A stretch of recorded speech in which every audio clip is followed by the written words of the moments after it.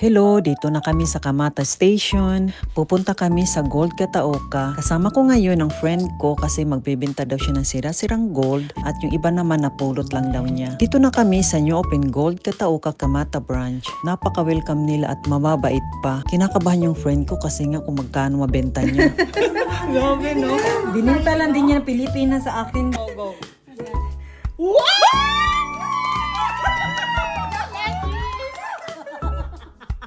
Ano ito? Naka 9.4 grams lang siya. Grabe, magkano na kaya to?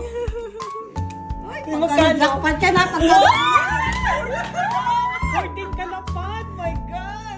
Wow, grabe, ang laki pala. Legit talaga dito sa Gold Kataoka. Sa sobrang saya namin, nakalimutan kong ibenta ang gold ko. Next time na lang pagbalik namin.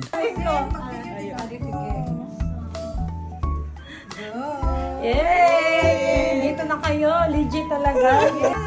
Sis, pangkapi lang sis. Wow! Galing!